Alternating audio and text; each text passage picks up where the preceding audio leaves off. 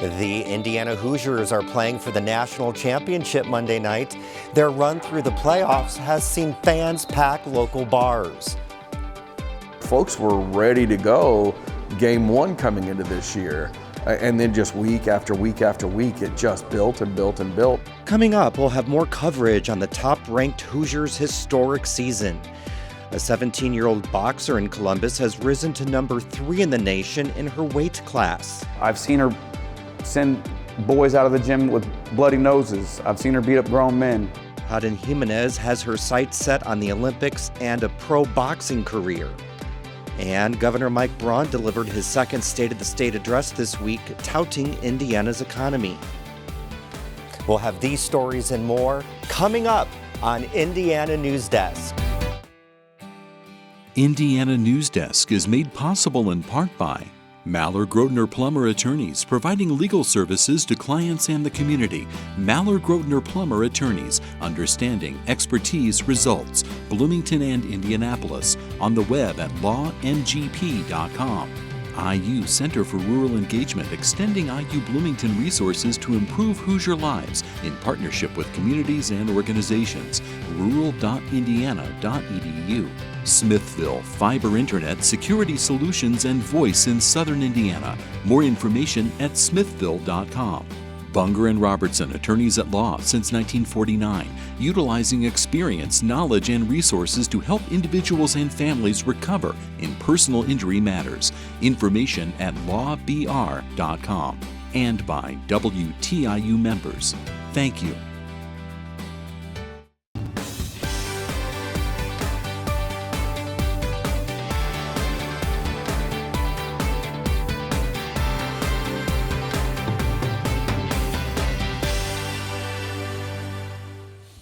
Welcome to Indiana Newsdesk. I'm Joe Wren.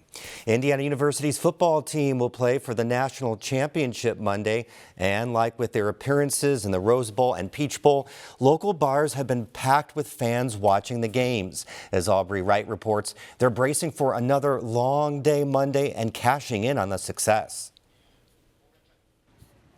It's the calm before the storm at the Upstairs pub as employees get ready for a weekday opening.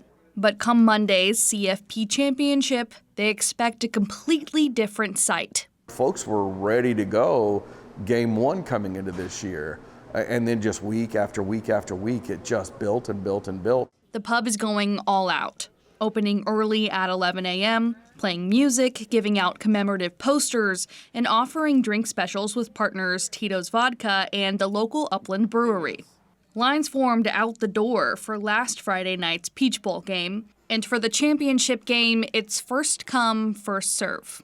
No reservations. We wanted to reserve, or reward rather, those folks that were coming out early to jump in line for Breakfast Club, to get those shirts, to get those spots. And as the home of Bison Mafia, Upstairs will give out special t-shirts for the early birds. It's another high-demand venture for the pub in partnership with Homefield and IU Athletics. All of the businesses on Kirkwood have seen a bump from that and are incredibly grateful for what this team, this administration, this coaching staff have been able to bring to Bloomington. It's not just students driving up revenue. The cream and crimson hype is stretching beyond the shadow of Kirkwood Avenue. We are within sight of Memorial Stadium, and it's really a fantastic energy to be able to see those fireworks every time the Hoosiers score straight from our patio. Affectionately called a townie bar, Heartwork Brewery opened 2 years ago, just as Signetti took the helm. Williams says game day brings a lot of foot traffic, and they've been getting even more. Our bowl watch parties have been packed, like every seat in the house. I'm not gonna lie, I got folding chairs out of my parents' basement to make sure that we could accommodate all of our guests. Like Upstairs, Heartwork will open earlier than usual for their championship watch party. It's also opening up its pizza service. So we expect every chair to be full, just like it's been. It's not clear exactly how much Bloomington businesses stand to make from this football season or the championship game, but some say it's priceless either way. When you have that free media exposure, we've not had this before. You can't put a price tag on it. I haven't even heard a number on it. MG says people have been paying more food, beverage, and innkeeper taxes. Businesses are reporting that customers are sticking around longer too. And he says national press is huge for recruiting and retaining talent to Bloomington. After the game Monday, MG says he's hoping to see the buzz ripple into the future. Where this has really engaged alumni, the national press with Bloomington, Indiana University, where we're not just a college town, we're not just a footnote, we are a destination city. But Monday isn't all about the money. As Heartwork Brewery patrons are raising their glasses to the Hoosiers on Monday, Williams will be in Miami with her father. Jeff and I, one of my other co-founders, we grew up here in Bloomington. Our families have had football season tickets for decades, and this is just incredibly exciting for us. Englert and the staff at Upstairs are ready for that excitement too. He says their goal is to provide moments and memories that last a lifetime. Everything is special because you never know when you're going to get this back. You never know when this moment is going to happen again. So value it, grab onto it, hold on to it. For Indiana Newsdesk, I'm Aubrey Wright. The city is planning to close East Kirkwood Street Monday, and Bloomington police say that it will have increased staffing before, during, and after the game. The Hoosiers' historic run through the college playoffs has also been a boon for those selling IU merchandise. As Eddie Stewart reports, each with victory, new shirts, hats, and other souvenirs are rolled out to be sold. With each milestone game that the IU team wins, new apparel themed around the victory is created and distributed to stores in Bloomington. Products range from showing support for the team in general, honoring quarterback Fernando Mendoza, and celebrating momentous victories at the Peach and Rose Bowls. We just got a Natty Bound t-shirt in, so everyone's getting that. We actually put it out like the night after we won. We were open for a few hours here, and for up to like midnight.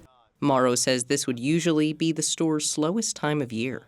Now we're like busy all the time. Like it's insane. We're either like answering the phone or like having to put new merch out.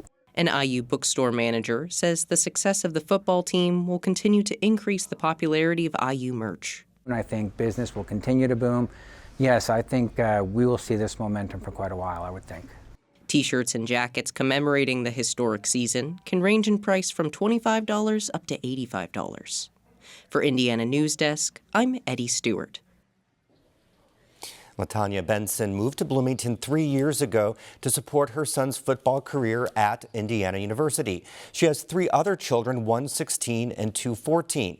Natalie Fitzgibbons has the story on how the busy mother has curated a thriving environment at the Ferguson Crestmont Boys and Girls Club while cheering on her son. Benson became the unit director immediately. She says when she started, she noticed the relationships between the staff, parents, and children were not as strong as they could be, and there was a lack of structure for the children. So Benson leaned on her role as a single mother of 4 as unit director to create bonds within the individuals at the club as well as within the community. Coming here, my children also go here, and I felt like, of course, if it's good enough for my kids, it's good enough for everybody, because I wouldn't put my children in a position that I think they wouldn't thrive.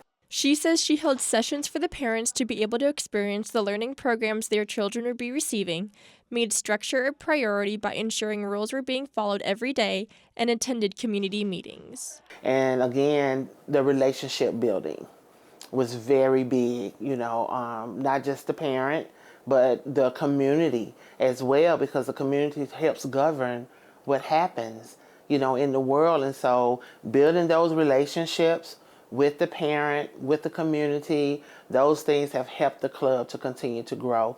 When Benson started, the club had 40 to 60 members a day. Now it's an average of 90 to 120 members a day. She has received many thank you letters and have won awards for her work at the Boys and Girls Club. Along with her commitment for the club, Benson's commitment to being her son Khalil's #1 supporter has not wavered. Khalil is a starting offensive lineman for IU's football team.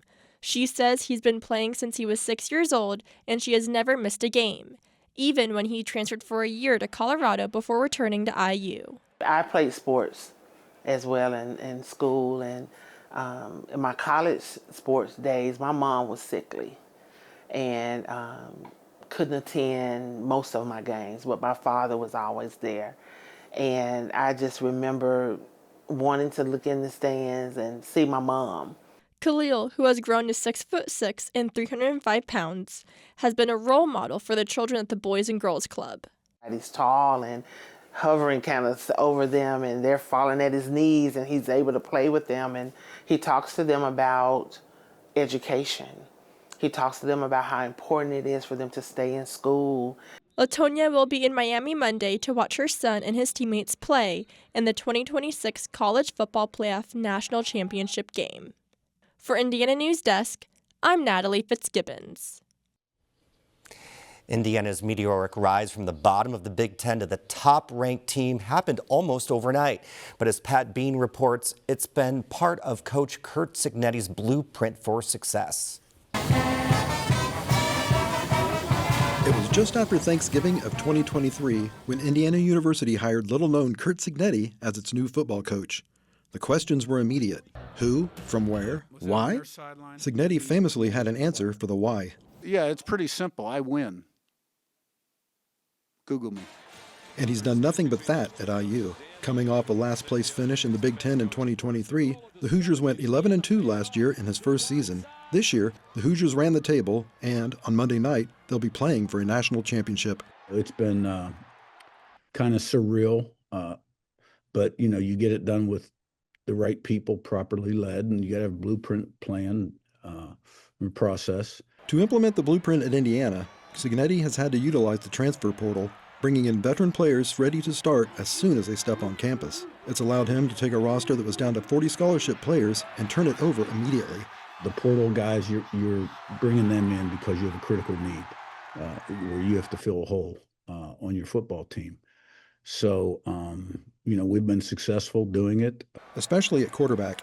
Last year, Cignetti brought in senior Curtis Rourke from Ohio, and he helped lead the Hoosiers to the college football playoffs. After that season, Cignetti landed Cal's Fernando Mendoza. All he's done in his one season is set the school record for touchdown passes while leading the Hoosiers to an undefeated season and the #1 ranking in the land. He also became IU's first Heisman Trophy winner.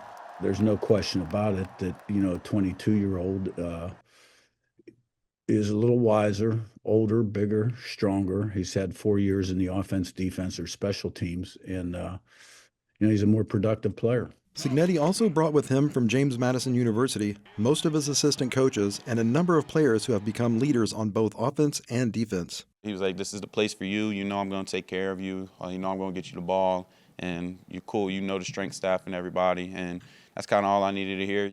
Once we saw it was Bloomington, we all looked up, what is Bloomington? And then, I was with all my buddies at JMU, and they all looked at me, and they're like, "Well, you're going to Indiana." Surratt led the nation to receiving touchdowns with 15. Fisher was a first-team All-Big Ten linebacker.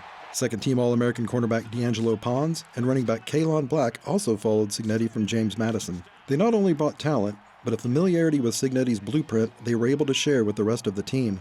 They were probably able to answer some questions for the new guys, the returners too, in terms of how we do things and about me and the other coaches. In their 2 seasons at IU, they've helped turn the Hoosiers into arguably one of the best college teams ever, but they still have one big test remaining Monday night in Miami. Yeah, we know it'll mean nothing if we don't walk away with a win in this game. For Indiana Newsdesk, I'm Pat Bean. Now, Cignetti says he expects to rely less on the portal in the future as he continues to build the program through high school recruits. Well, with the game just 3 days away, prices for tickets are reaching all-time highs. Elise Perry has this report. Fans still looking to secure tickets to the national championship game can be prepared to shell out a few $1,000s. Tickets on secondary markets are starting around $3,200 for the game at Hard Rock Stadium. Flights from Miami to Indianapolis the day after the game start around $800. When we see these types of games where you have a close proximity to the stadium, where you have an iconic fan sense of urgency, it's an iconic experience for fans, and you have strong fan brands, you will see those prices continue to be very high. IU fans have traveled well throughout the postseason, dominating crowds at the Peach Bowl and the Rose Bowl. However, Wanless expects a more balanced crowd on Monday night in the 65,000-seat stadium. Each school received 20,000 tickets, with IU distributing some through a student raffle.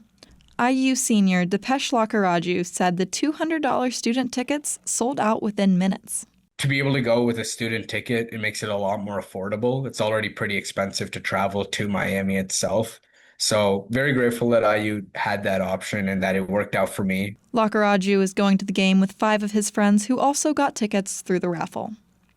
With resale prices exceeding $3,000, many fans are weighing whether to attend or sell their tickets. While student tickets are non-transferable, Wanless noted the potential financial incentive for non-students, especially given original ticket prices were around $500. For fans still hoping to attend, Wanless recommends watching the secondary market closely before kickoff when prices can drop. For Indiana Newsdesk, I'm Elise Perry. Well, there's more going on in the state than football. For those headlines, we're joined again by Shelby Brown. Welcome back to the show, Shelby. Thanks, Joe.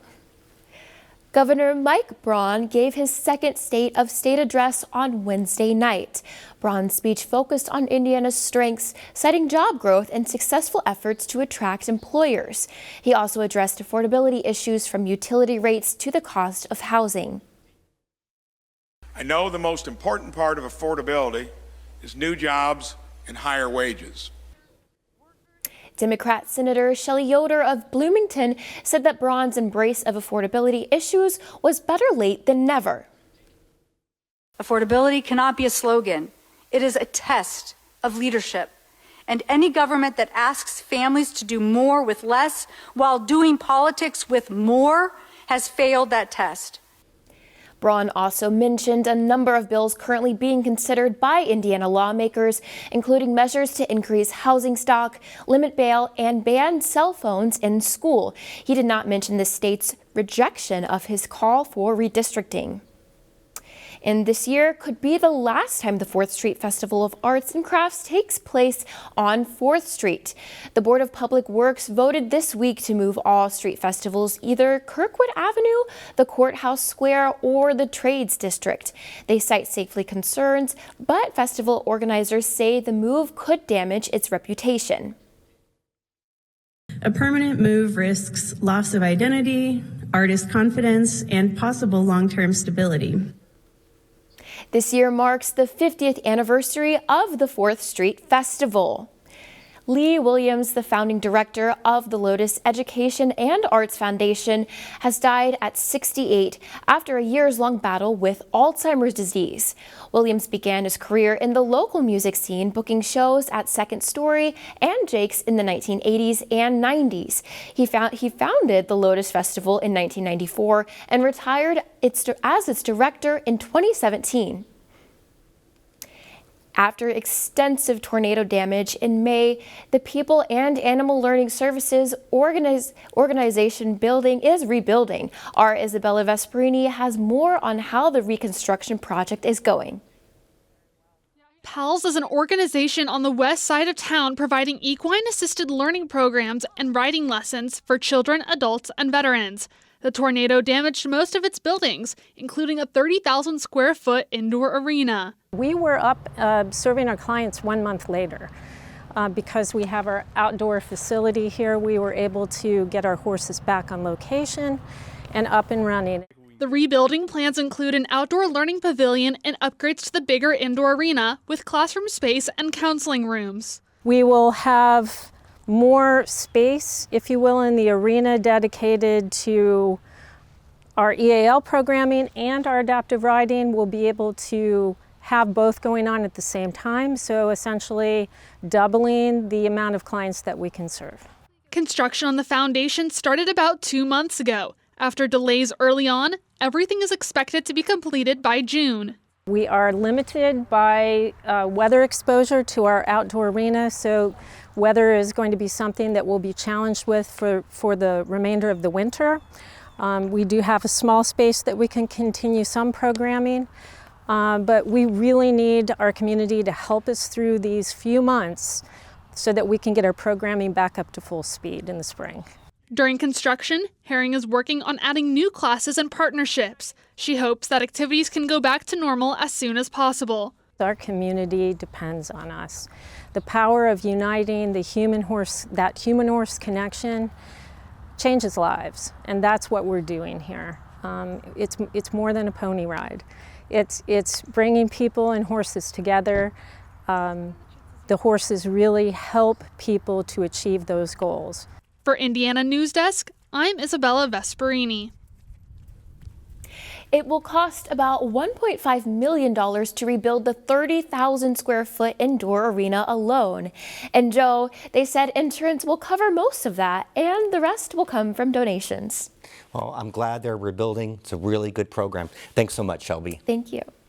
Well, a softball player turned boxer, Columbus high schooler Jaden Jimenez has embraced a sport that has turned her into a national champion.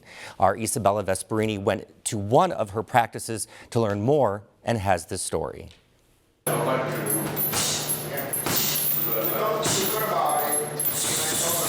At 17 years old, Jaden is currently ranked 3rd in the nation for her age and weight group.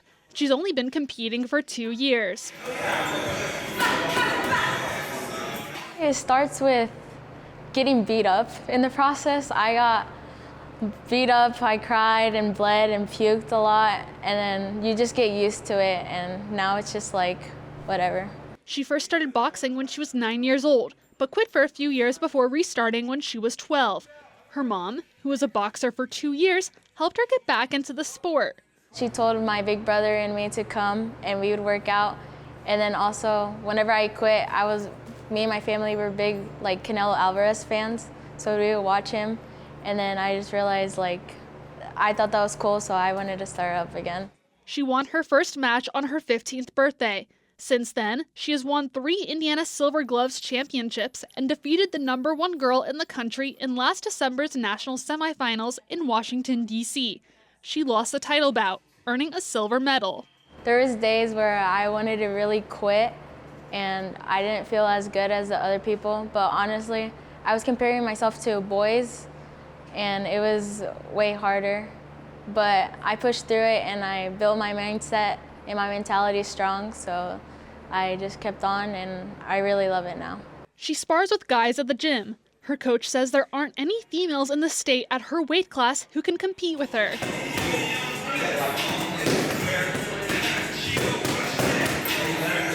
We have to literally travel out of state just for her to compete because her skill level is growing so rapidly. She does spar with some of the newer girls, helping them learn, and she spars with our highly competitive boys. I've seen her send boys out of the gym with bloody noses. I've seen her beat up grown men. Jaden will be competing this weekend at the Silver Gloves Regional Tournament in Elkhart, where state champions from Kentucky, Ohio, and Pennsylvania are also competing. In training, Kathy says they focus on cardio and being more aggressive. Right now we're just trying to sharpen things, sharpen skills, game plans, being able to execute things in the ring that we see or that we work for, and then doing it. Jaden's dad didn't expect his daughter to become a boxer, but is proud of how far she has come. She used to work at Target, but he let her quit so she could focus more on boxing. She puts 110%, and I'm excited where she at now. I have a talk with her, and she got our support, 110% from mom and dad. Talk to her about if she don't need to work, as long as she put the work. Jaden's dad isn't worried about her getting punched in the face. He knows how tough she is. I know she's strong, so I don't think about her being in a risk of any kind. Cappy said Indiana is not a boxing stronghold, but is surrounded by states where it's more popular. Ohio, Michigan, and Kentucky, the home state of Muhammad Ali. Most of your boxing gyms are not businesses. It's just people who love helping kids and help providing life skills, and it's really booming. And then when you get kids who are good kids and they respond well and they lead by example, it makes, other kids get interested. Jaden, a high school junior, has plenty of ambition for her future in boxing. I hope to become an Olympian, and I want to become pro. I really want to become someone big and I can inspire little girls to become something great. For Indiana Newsdesk, I'm Isabella Vesperini. If Hodden wins the tournament this weekend, she will compete in the National Silver Gloves competition at the end of February. She's also considering competing in an all-women's tournament in Colorado in March and the Junior Olympics in the summer. Bloomington's annual Dr. Martin Luther King Jr. birthday celebration Monday night will honor the women contemporaries of King this year. They did behind-the-scenes sort of thankless work, but that work was so instrumental. That work was so important in shaping what we then saw happen. And the event is free and begins 5:30 p.m. at the Buskirk Chumley Theater. Well, that's the end of this program, but our work continues online as we cover the news throughout the week at WTIUnews.org. Have a great weekend.